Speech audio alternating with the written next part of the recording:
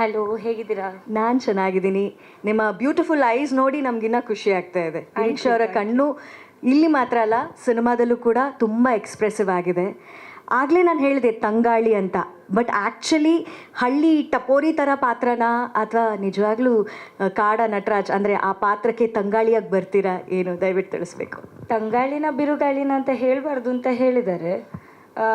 ಜಾಸ್ತಿ ರಿವೀಲ್ ಮಾಡಬಾರ್ದು ಅಂತ ಸರ್ ಹೇಳಿದ್ದಾರೆ, ಯಾಕಂದರೆ ಪ್ಲಾಟ್ ಗೊತ್ತಾಗ್ಬಿಡುತ್ತೆ ಅಂತ.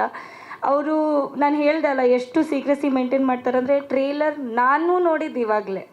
ಸೊ ನಮಗೂ ಏನು ಬಿಟ್ಕೊಡೋಣ, ಸಿನಿಮಾದಲ್ಲಿ ನನ್ನ ಪಾತ್ರ ಏನಿದೆ ನನಗೆ ಅಷ್ಟು ಗೊತ್ತು. ಆ್ಯಂಡ್ ಅದು ಬ್ಯೂಟಿಫುಲ್ಲಾಗಿ ಮೂಡ್ ಬಂದಿದೆ. ಸೊ ಈ ಸಿನಿಮಾನೂ ಅಷ್ಟೇ ಚೆನ್ನಾಗಿ ಬಂದಿದೆ. ಸೊ ನಾವು ಮಾತಾಡೋದೆಲ್ಲ ಮಾತಾಡಾಗಿದೆ, ಇನ್ನು ಸಿನಿಮಾ ಮಾತಾಡುತ್ತೆ 6ನೇ ತಾರೀಕು. ನೀವೆಲ್ಲರೂ ಹೋಗಿ ಥಿಯೇಟರಲ್ಲೇ ಸಿನಿಮಾ ನೋಡಿ ಅಂತ ಹೇಳ್ತಾ ಇದ್ದೀನಿ ಅಷ್ಟೆ. ಇದೆ ಸರ್, ಅದು ಇದೆ. ಬೇರೆ ಸರ್ ಹೇಳಿದಾಗೆ ಸ್ವೀಟ್ ಖಾರ ಎಲ್ಲ ಮಿಕ್ಸ್ ಇದೆ, ಒಂದೇ ಥರ ಇರುತ್ತೆ ಅಂತ ಹೇಳೋಕ್ಕಾಗಲ್ಲ. ಚಾಲೆಂಜಿಂಗ್ ತುಂಬ ಇತ್ತು ಸರ್, ಬಿಕಾಸ್ ನಾನು ಇಂಥ ಪಾತ್ರ ಮಾಡಿದ್ದು ಫಸ್ಟ್ ಟೈಮ್. ಬಬ್ಲಿ, ಆಮೇಲೆ ನಾರ್ಮಲ್ ಹುಡುಗಿರು, ಗ್ಲ್ಯಾಮರ್ ಅದೆಲ್ಲ ಮಾಡಿದ್ದೀನಿ.